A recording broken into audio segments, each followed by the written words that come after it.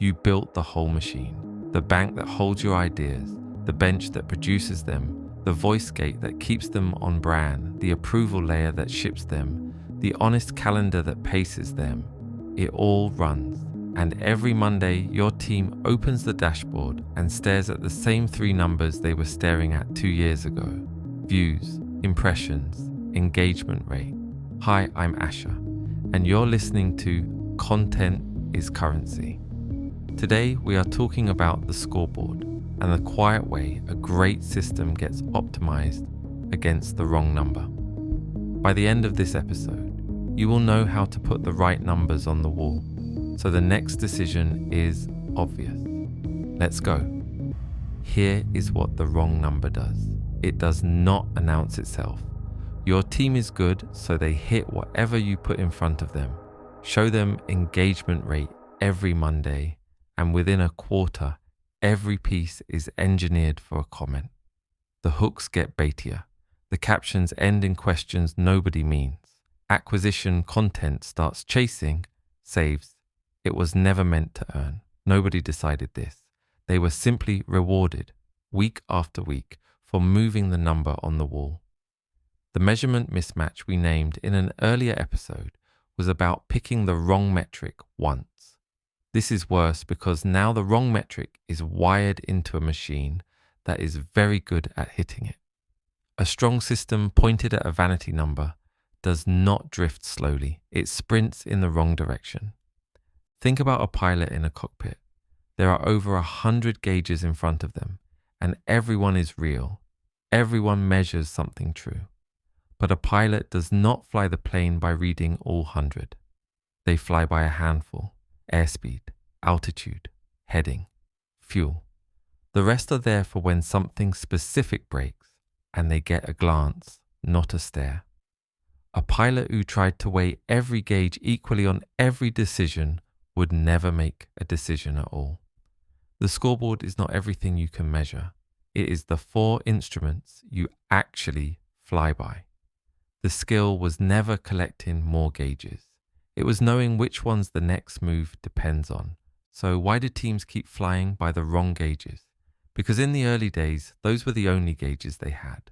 When you were small, views and engagement were a fair proxy for everything. So the whole company learned to read them. Then you built the system, and the system created better instruments, but nobody retired the old habit. The dashboards were already built, the weekly review already opened on impressions, and a number that has been on the wall for 2 years feels like truth, not a choice. Nobody is measuring the wrong thing out of laziness. They are measuring what the tools defaulted to on a screen somebody set up before the system existed. The question stopped being, what can we measure a long time ago? The real question now is, what goes on the wall? The fix is to decide on purpose what earns a place on the wall. I call it the operating scoreboard, and it runs in 3 lanes. Lane 1, the keystone metric, 1 number per asset class that the team is allowed to optimize against using the same acquisition, brand, and community split we already produce against. 1 per lane, not 3. Lane 2, the system health metrics, bench utilization, bank withdrawal rate, voice gate pass rate, approval cycle time.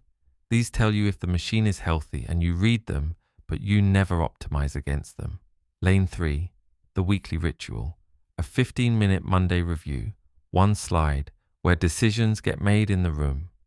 Choose the few, watch the machine, decide together. Let me walk each one. Lane 1, the keystone metric. For each content class you already run, acquisition, brand, and community, you pick exactly 1 number the team is allowed to chase. Acquisition is measured on qualified new audience, not raw reach. Brand is measured on something like share of voice or branded search, the thing that says people remember you. Community is measured on returning, contributing audience, not vanity comments. 1 keystone per lane. The discipline is the singular. The moment a lane has 2 keystones, the team silently picks the easier one, and you are back to optimizing baitily for engagement. One number per lane forces the real trade. It tells a producer exactly what this acquisition piece is for, so they stop secretly grading it on a community metric it was never built to win. Lane 2, the system health metrics, and these are the gauges you read but never chase. Bench utilization tells you if your producers are overloaded or idle. Bank withdrawal rate tells you if ideas are flowing out of storage or stuck. Voice gate pass rate tells you if work is clearing the standard first time or bouncing. Approval cycle time tells you if the layer is shipping or clogging again. These are diagnostic. They answer one question: is the machine healthy? And that is all you ask of them. The mistake teams make is promoting a health metric to a target. The day you tell the bench to maximize utilization, they stop saying no to bad briefs. Read these to find what is broken. Never hand them to anyone as a goal. Lane 3, the weekly ritual, and this is what makes the other two real. 15 minutes every Monday. Everyone who touches the machine in the room. One slide. 3 numbers per lane, the keystones and the headline health gauges, and nothing else. You read each keystone. You ask one question: what does this number tell us to do more of or less of this week? And you decide it there, not in a follow-up doc. In the room. The honest calendar already tells you what is shipping, so the review is not a status update. It is the moment the scoreboard turns into a decision. A number with no meeting attached is decoration. The ritual is the part almost nobody installs, and it is the part that makes a scoreboard a scoreboard. Here is your week.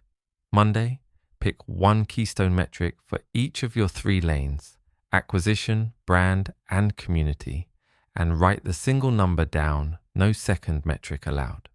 Tuesday, list your 3 or 4 system health metrics: bench utilization, bank withdrawal rate, voice gate pass rate, approval cycle time, and label them clearly as diagnostic, never targets. Wednesday, open your current weekly review and delete every vanity metric that is not earning its place, the impressions and the raw engagement that nobody acts on. Thursday, build the one slide, 3 numbers per lane, the whole scoreboard on a single screen. Friday, run the first 15-minute Monday review, read the keystones, make one decision in the room, choose the few, then meet about them. I'm Asher. This was Content is Currency from Table 8. We'll see you next episode.